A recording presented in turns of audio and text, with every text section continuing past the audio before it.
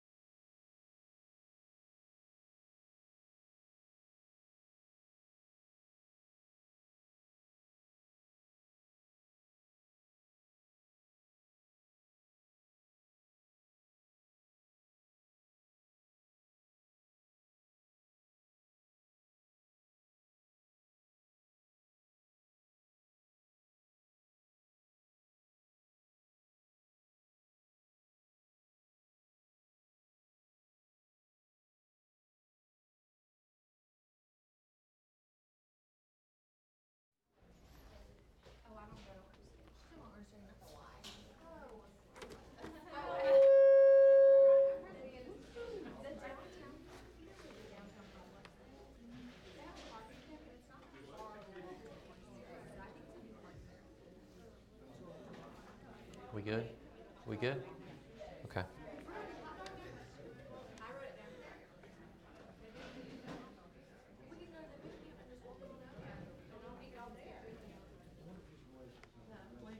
Okay. Okay. Hello, everyone. Ooh. Sorry about that. Thanks for coming. Thank you for everybody who can join us in the classrooms here at East, and those of you live streaming, thanks for joining us as well. My name is Ryan Pindro. I'm the fitness manager at St. Vincent's 119. I'm here with Donna Sibley. You're going to hear her in a little bit. She's a registered dietitian at St. Vincent's 119. And we're going to talk a little bit about obesity and fad diets today. I'm going to specifically talk about obesity and the national impact that it's made, some state facts and the impact that it's made here in Alabama, as well as some resources that you all have throughout the health system, and just some brief exercise topics as well. So we'll go ahead and get started with the learning objectives. Today, we're going to be able to identify the importance of moderate intensity exercise and current recommendations, as well as identify where Alabama ranks compared to other states in regards to obesity, diabetes, and hypertension. So we're going to start with the cost of obesity. Nationally, the cost of obesity is estimated about $147 billion to $210 billion a year. This is a huge impact to our healthcare system here locally and nationally. I'm sure all of you are aware of not only the impact that obesity has, but as well as the chronic conditions that can stem from somebody who is overweight or obese. Obese adults spend 42% more on direct healthcare costs than healthy weight individuals. ED visits due to chest pain compared to healthy weight individuals also tend to rise as we see obesity rising. So somebody who's overweight is going to visit the ED 22% higher than somebody who's normal weight. Obese, 28% higher to, or 28% more likely to visit the ED, as well as severely obese patients at 41%. Obese patients are also a higher risk for developing type 2 diabetes, hypertension, high cholesterol, to have a stroke, heart disease, and a lot of orthopedic issues. Obesity is also associated with job absenteeism. So a lot of employers are also seeing the impact of obesity in their workforce. $4.3 billion annually are costing employers for just those employees who are considered to be obese, which averages out to be about $506 per obese employee. When we look at the obese measurements, what's considered obese? We look specifically at body mass index. Somebody who has a body mass index 18.5 to 24.9 is considered normal. Okay, so let me take a step back for a second actually. So body mass index, what that is we're measuring somebody's height versus their weight. Okay, and it gives us a number based on a ratio. So normal, like I said, 18.5 to 24.9. Overweight is considered 25 to 29.9. Obese is considered over 30, and extreme obesity is considered over 40. Where do we rank among the states? So this is data that I pulled off of the State of Obesity website. Alabama adult obesity ranking, we're at, in 2016, 35.7% of the adults in Alabama were considered obese, which puts us the third highest state in the nation. The top 5 ranking in obesity is West Virginia, Mississippi, Alabama at 3, Arkansas, and then Louisiana.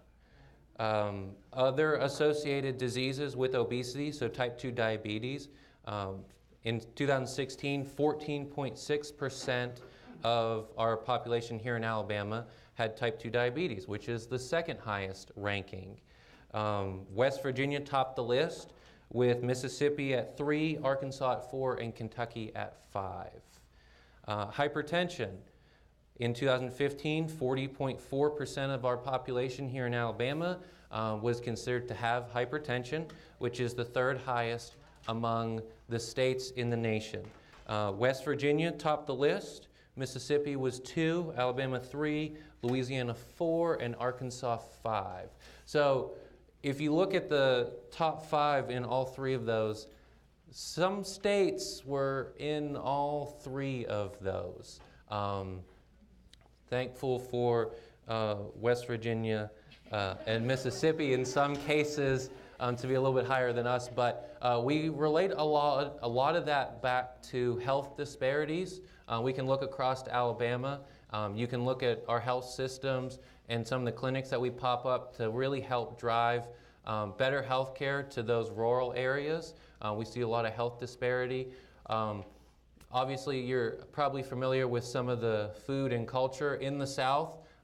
That sometimes doesn't help us as well, but if we can reach out to those specific rural areas, educate them, give them some exercise guidelines, I believe we can begin to work back off those percentages and see us lower on all 3 of these rankings.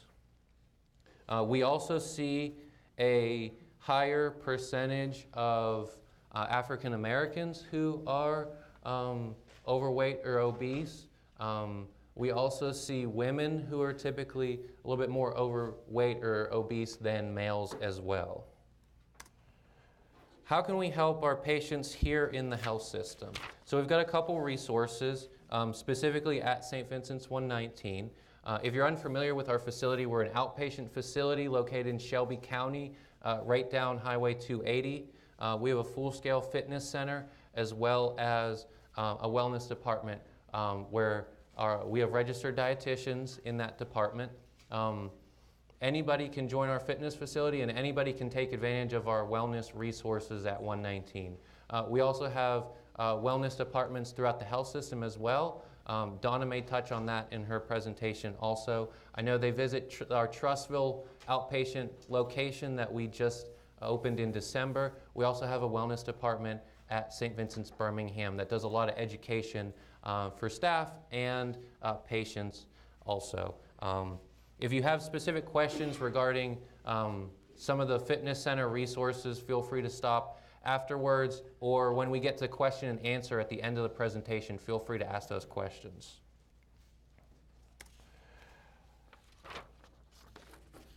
When we look at improving somebody's health and wellness, sometimes we look at prescription medications, and those are great.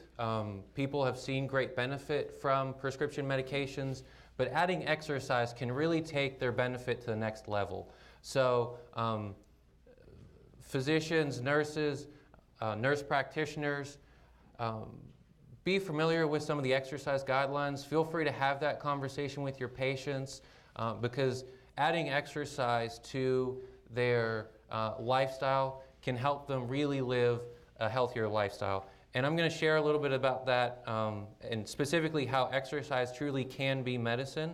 We're going to look specifically at some of the recommendations. So as you're talking to your patients, you can have that educated conversation on what the national recommendations are and really tell them how to achieve a healthier lifestyle. So when we specifically look at cardiovascular exercise, the recommendation is 150 minutes of moderate intensity exercise each week or 75 minutes of vigorous exercise. Typically that can be broken down into 30 to 50 minute bouts 3 to 5 days a week. You hear a lot about high intensity interval training, Tabata training. A lot of people are starting to become more in tone with adding higher intensity exercises, which means they may do smaller bouts throughout the week, and that's fine. No matter how many minutes of exercise you get, as long as it adds up to 150. Okay? You can do 15, 10-minute exercise bouts a week. boom, you've got your 150. That's awesome. One stat that always kind of shocks me, active individuals in their 80s have a lower risk of death than inactive individuals in their 60s. We also see as our obesity percentiles and percentages increase, so does our physical inactivity. So they go hand in hand. The more active somebody is, the less likely they are going to be obese.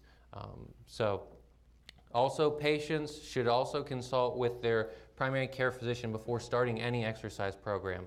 They may have some medications that they're on that might be contraindicated to exercise. They may have some orthopedic issues that we need to be very specific to prescribing exercise. Somebody may have a knee issue, and it might be better that they do water exercise than walking on the treadmill. So getting some guidelines from your physician can really help me or an exercise specialist to guide you in the correct direction.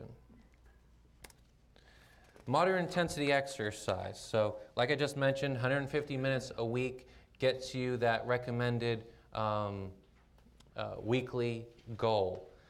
When we get to that 150 minutes, that's when we start really seeing the health benefits of exercise.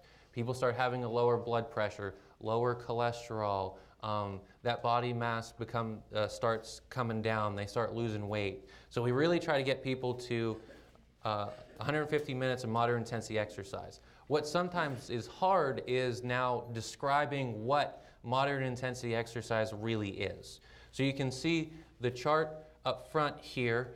It gives you a little bit of an idea of what's light effort, moderate effort, what's maximal effort. So watching TV, reading a book, that's not moderate intensity exercise. But when you start walking briskly, you start seeing your breathing increase. You're starting to breathe a little bit heavier. You're starting to sweat a little bit. You're starting to feel a little bit warmer. Now you're getting more to that moderate intensity exercise, okay? We typically like to see people maintain that moderate intensity exercise, like you saw a couple slides ago, 30 to 50 minutes at a time.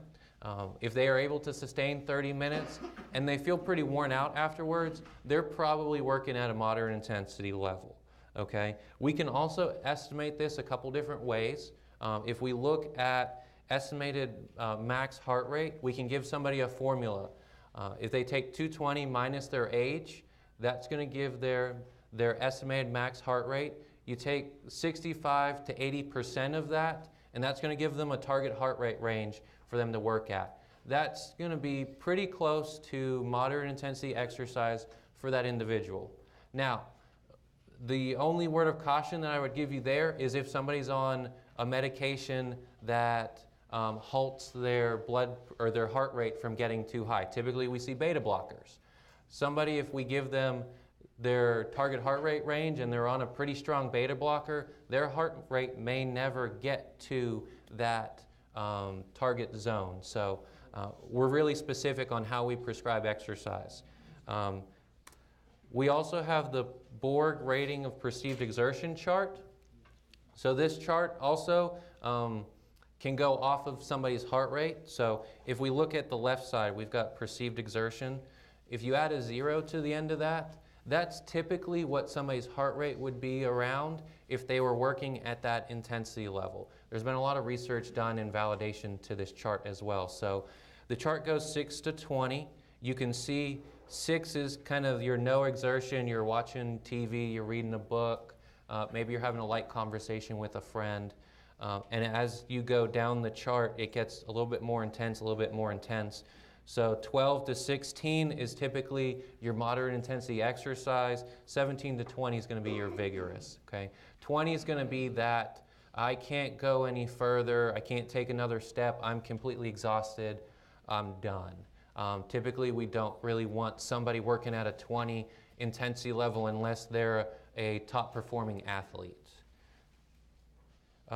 Another great way of having a conversation and talking to a patient or a client of yours on how to measure their intensity level is what we use as conversation cues. So if you're specifically working out with somebody, and let's say you're walking on the treadmill, and you're just having a nice light conversation, but you don't recognize that you're breathing heavier, you're not starting to sweat.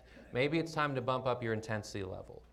Maybe you're on the treadmill talking to somebody, and every once in a while, you're having to take a deep breath as you talk.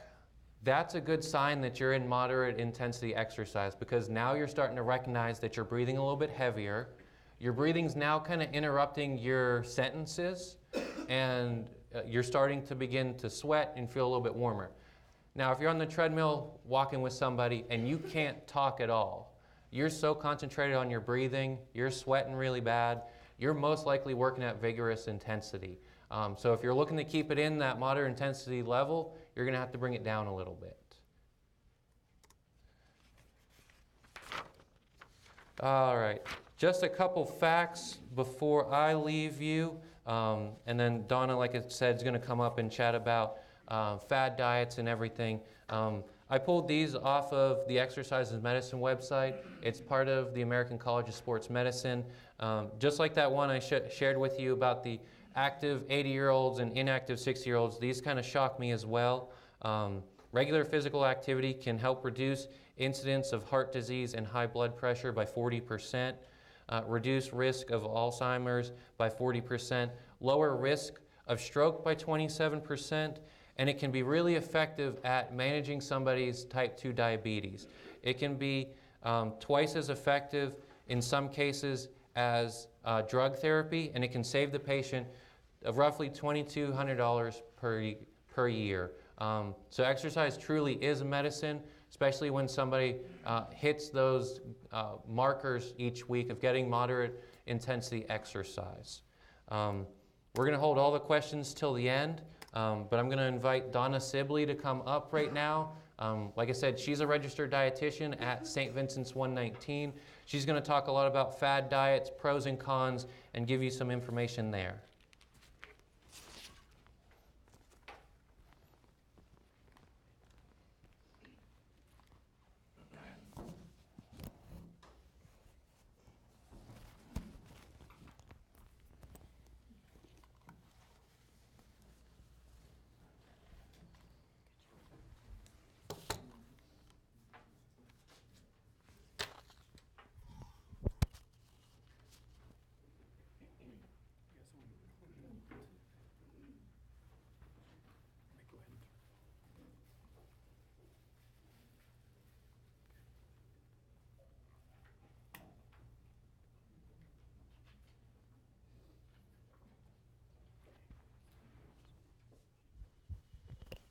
Just clip that somewhere.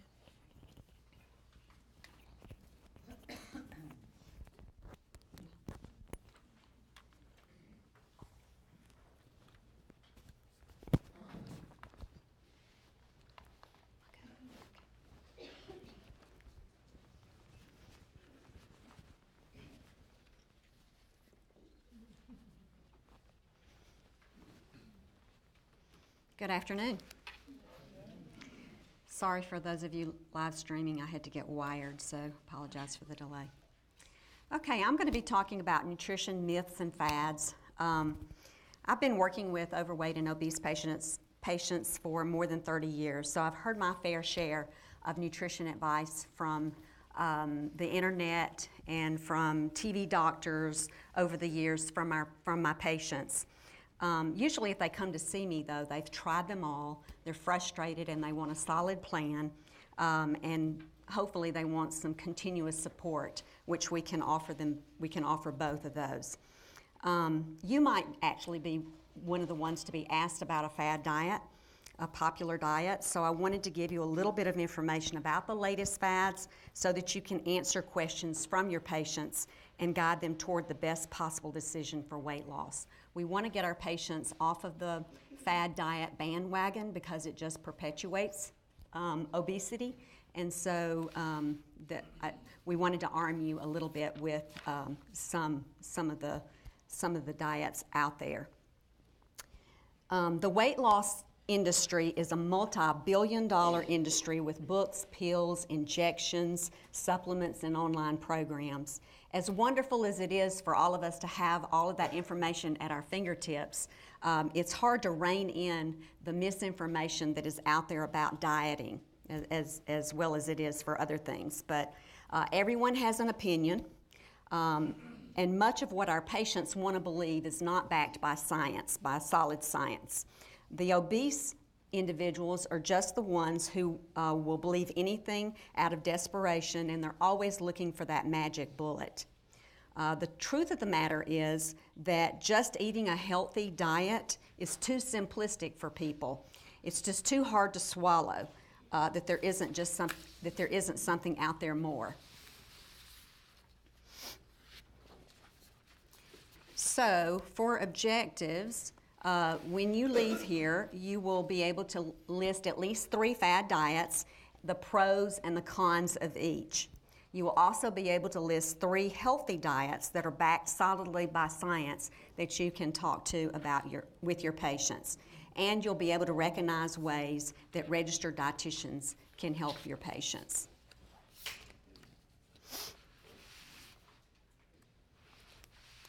So everyone has probably heard of the Paleo Diet. It's based on our hunter-gatherer ancestors, what they ate. So the thinking is that if it's good enough for them, then it's what we should be eating. Users of this diet eat really healthy foods like poultry, grass-fed meats, fish, fruits and vegetables, eggs, nuts, and seeds, and they avoid processed foods and sugar. Sounds good. But it also eliminates food groups like whole grains, legumes, dairy, and these are foods that can help prevent some diseases. This is a common diet for those who are wanting to build muscle, so I hear about this one a lot because just the average gym member and athletes really feel like this is the diet for them. The irony is that this diet is low in carbohydrates, which are needed for performance, and much higher in protein than what's needed for muscle building. So the good thing about this diet is that it does promote eating a lot of vegetables and some fruit. The disadvantage is that it's higher in saturated fat because it's high in meat. It is too restrictive for some, so it's not sustainable for a lifetime. And that's the key point, is all of these fad diets are not sustainable. They're not something that someone can follow for the rest of their life, and so that's what keeps them jumping from one thing to the other. You will see the next few diets a trend in the low carbohydrates, so that's where we're going with this. The Whole30 diet is very similar to the paleo in that it eliminates grains, legumes, and dairy. It seems to be a common trend. So you're left with mostly meat, vegetables, and fats, some fruit, but not too much because of the perceived amount of sugar. The premise with this one is that if you can eat only whole foods for 30 days, then you will likely be on the road to eating healthier. But what I have seen is that the diet is so strict and doesn't allow any slip-ups, is that people are so ready to be able to eat their favorite food again that they never truly come back to eating healthy once they get off of the plan. So again, it's not sustainable. It encourages the notion too, once again, that carbohydrates of any kind, even the healthy ones, are bad for your body. The good is that it encourages eating whole foods found in nature, rather than processed. It encourages reading labels because there are some processed foods that are allowed, but only the ones that have whole foods in them and that the words that you can pronounce. And it also has you avoid sugar. So that's really a good feature of this diet, but it completely eliminates grains, legumes, and dairy, decreasing in our diets, or in their diets, fiber, vitamin E, iron, folate, magnesium, calcium, and B vitamins. It discourages high fruit intake because of the fear of too much sugar. The Ketogenic Diet, or simply the Keto Diet. This one is much stricter than the other two, and it focuses on specific macronutrients. It allows only 20 to 50 grams of carbohydrate per day, causing the body to produce ketones in the liver to be used as energy. Now, just as a comparison, the standard recommendation for carbs is 45 to 65% of the total calories, which comes to be about 225 to 325 grams of carbohydrate per day. For most of us, that sounds high, but that is the standard recommendation. That's for someone that's on a 2,000 calorie a day diet. So carbohydrates are once again the villain in this diet, but it is the source of fuel for the brain, and red blood cells. It's the number one source of energy in the body, stored as glycogen. It can help regulate hormones. It's a source of prebiotics for our digestive system's microbiota. It provides fiber and important vitamins and minerals. So you can see how carbohydrate is really important in our diets. The pros are that it is a quick weight loss, and it does help to stabilize blood sugar, especially in diabetics. The cons are that about 80% of the diet is fat, which of course is going to lead to too high in saturated fat. It has very limited food choices. It's not realistic, so therefore it's not sustainable. It can decrease tolerance for carbohydrates, so when a person does start eating carbs again, their weight gain will be quick, and because it is quick, that's more validation for the patient who's on it that carbohydrates are the problem. But it's actually just a metabolism issue. And also the lack of tolerance of the carbohydrates after the diet is that it can cause the blood sugars to spike. In my opinion, it's not a healthy diet, and it's not feasible outside of a research study. Gluten-free for the non-gluten intolerant as a weight loss diet. Obviously, there's a need for some to follow a gluten-free diet, but not for weight loss.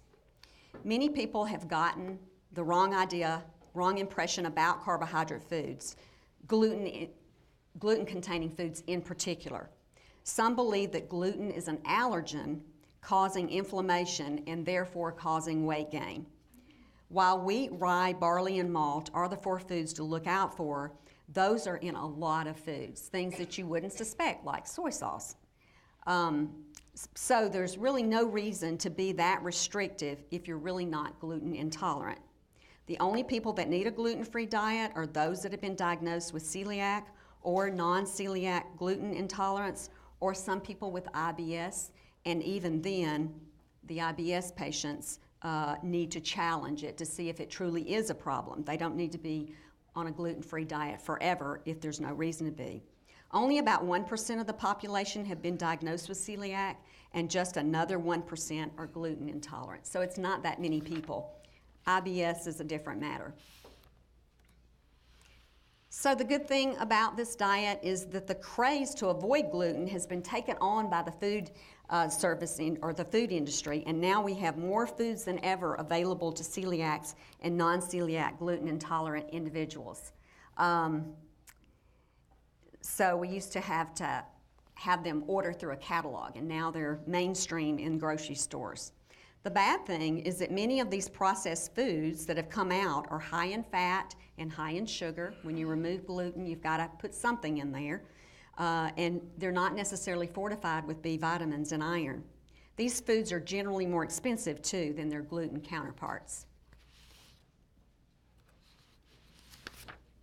The Alkaline Diet. Well, some Hollywood celebrities have been promoting this one. This diet says that if you eat alkaline foods like vegetables, fruits, nuts, legumes, and plant-based proteins, and avoid acidic foods like meat, poultry, fish, dairy, eggs, grain, and alcohol, then you will help prevent disease, or you can help prevent disease like arthritis and cancer, and you can lose weight by changing the pH of the blood. The diet is very similar to a vegan diet, which can be healthy if you're doing it right, but most people don't. They just avoid the acidic foods and don't necessarily get enough protein. The user very well may lose weight because of the restriction of the meat category, but not because the pH of the body has changed. Nothing that you eat is going to substantially change the pH of the body or the blood. Our kidneys regulate that very well.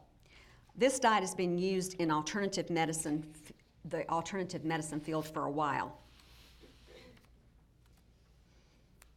The pros are that it is plant-based, generally considered healthy, but one needs to make sure that they balance all of their nutrients, and that could require sitting down with a dietitian. They may lose weight, but not because of the reasons stated. The cons are that the proponents of this diet usually endorse a variety of unneeded products, such as supplements and alkaline water. Intermittent fasting. The idea of fasting for physical health has been around since the early 1900s. Since then, research around calorie restriction and periodic fasting has revolved around anti-aging and cancer prevention. But there's a growing enthusiasm now, this day and age, for intermittent fasting for weight loss. There's several different methods. You can fast all day and you have a small meal at night. You can fast for 24 hours and then eat anything that you want for 24 hours. And then there's a popular book out called The Fast Diet. It has a popular 5-2 plan where you can eat anything that you want for 5 days, and for any 2 of those days during the 7-day week, you can reduce your calories to 500 if you're a woman or 600 if you're a man. I don't know how well that works. That doesn't sound feasible to me, to eat anything I want for 5 days. So the pros of this diet is that, well, some churches promote fasting as a way to get closer to God. Fasting has been shown to protect against cancer in rats, and the speculation is that the same is true in humans. It's been shown to help with weight loss, but not any more than normal calorie restriction. Really, this is just another way of restricting calories. The cons are that there's a higher likelihood of gorging when the fast is over, which is really true of almost any fad diet. Once that fad has faded, then people go back to the way that they were eating in the first place. Detoxing and cleansing.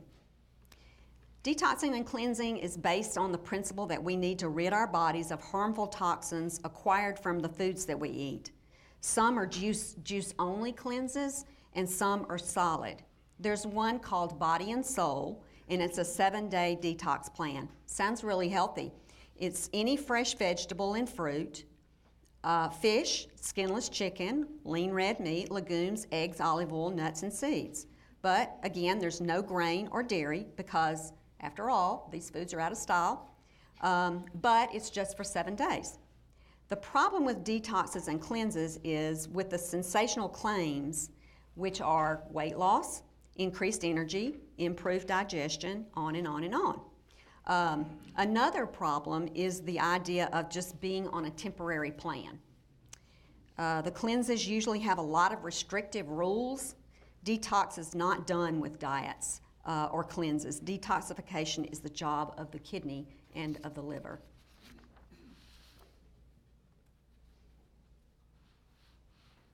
The advantages of this diet is that it includes the healthiest foods.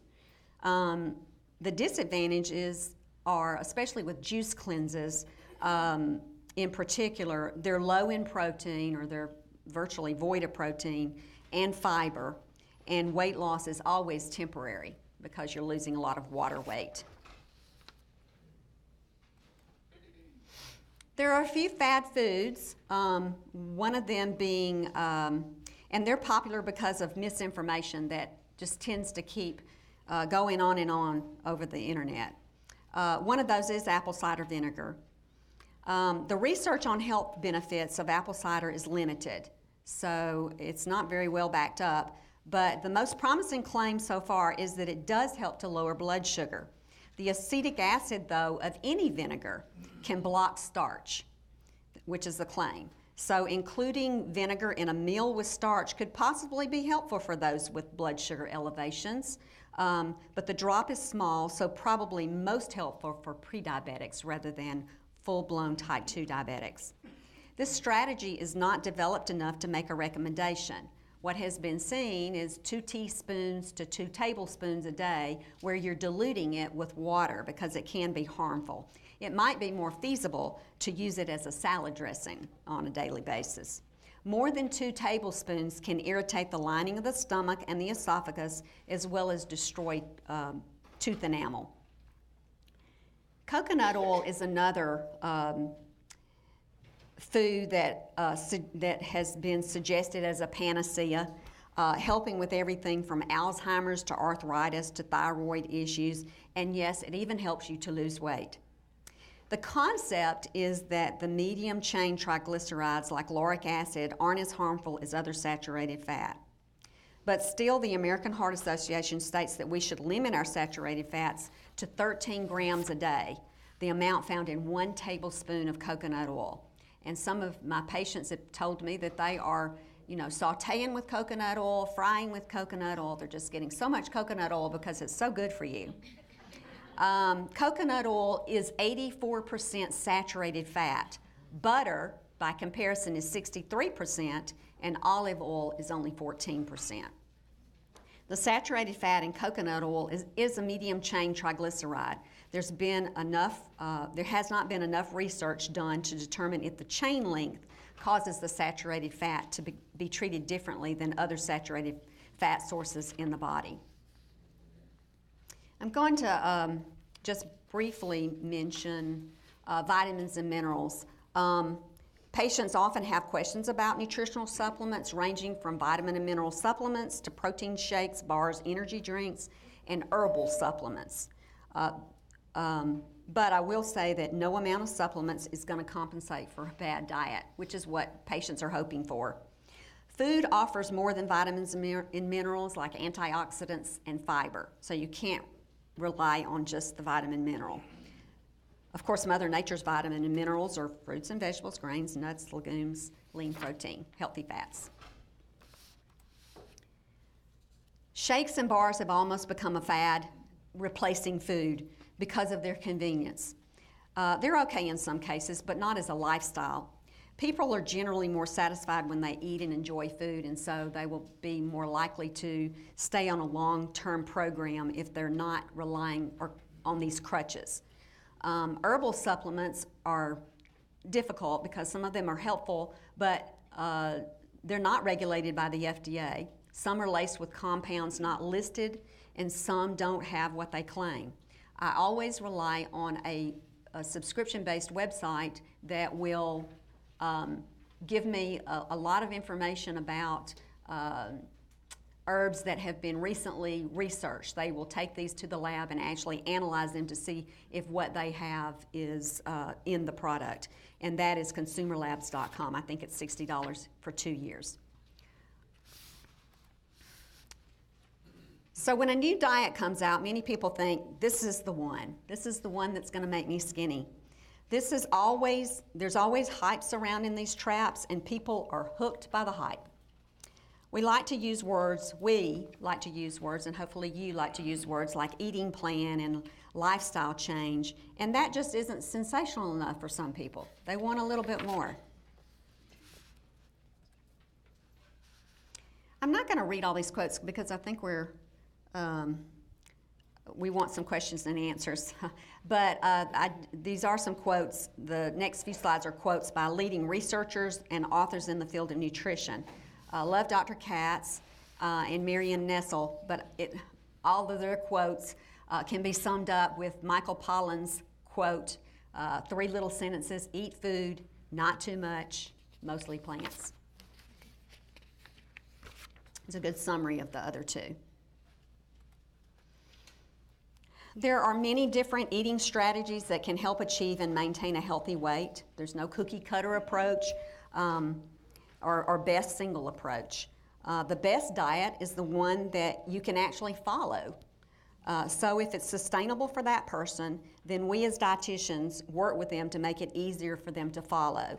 So just because they want to be on a high protein, low carbohydrate diet doesn't mean we won't see them or that we won't work with them with their preferences. We certainly would rather that they follow something that they think that they can follow. We would just like to sit down with them and make it healthier. We tell them the benefits of all the foods, but we aren't judgmental. So there are top three diets for health that were reported in not just 2017, but also 2018. And those are the DASH diet, the Mediterranean diet, and the MIND diet. And I'm going to go through those quickly. The DASH, which stands for Dietary Approaches to Stop Hypertension, is endorsed by the Department of Health and Human Sciences. It's backed by numerous research studies. It emphasizes vegetables, fruit, whole grain, lean protein, and low-fat dairy because potassium, magnesium, and calcium from these groups lowers blood pressure.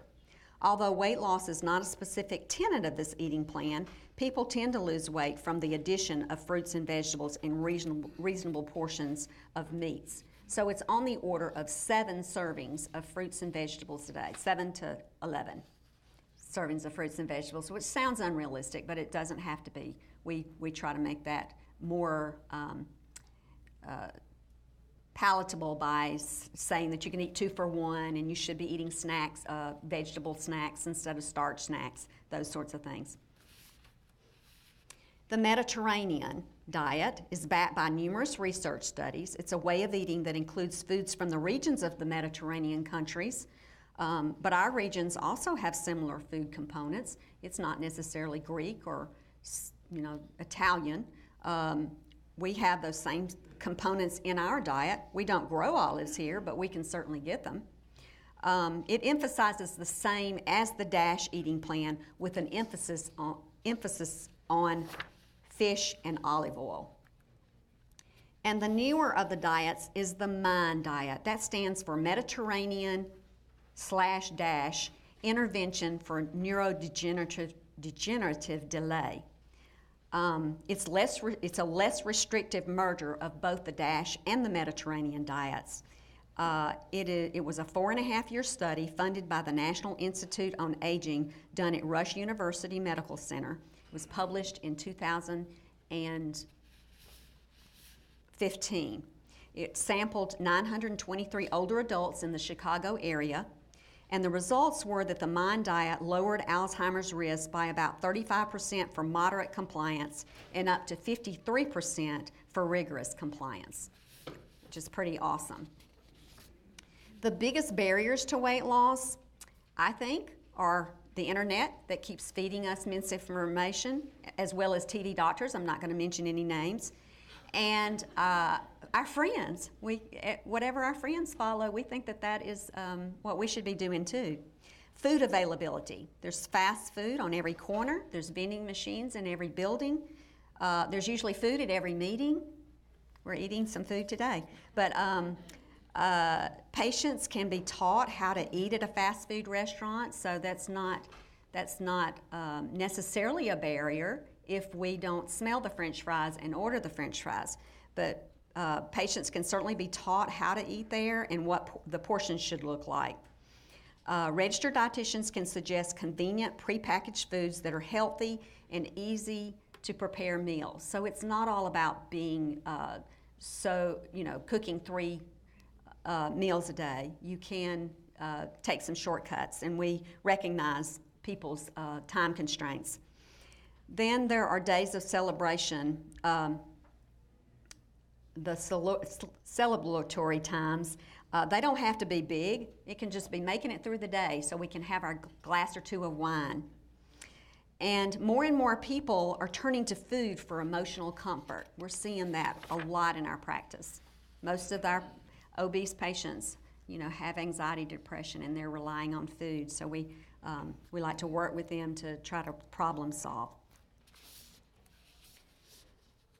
Registered dietitians do more than hand the patient a plan and tell them to eat less and move more. They can provide them with an individualized plan and help them to work through barriers and problem solve how to make small changes stick. For long-term clients, we have a variety of creative environments that we use, like the grocery store. We'll take them on a grocery store tour, a personal cooking class, or a walk and talk session. So it's not always sitting with them across from a desk and relating that way. We like to use practical classrooms.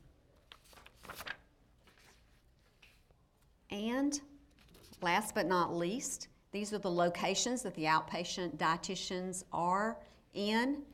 We have one centralized place to send the referral, and what she does is she takes the referral form, she verifies the insurance, she contacts the patient within a week to explain the benefits, and if the insurance doesn't cover, then the self-pay options are discussed. We have a dietitian at the Bruno's Fitness Center on the Birmingham campus. We have several at the 119 location, and then as Ryan mentioned, we also have a dietitian at the Trustful Clinic just down the road from you guys at Deerfoot Parkway. So with that, Ryan and I are going to be open for questions.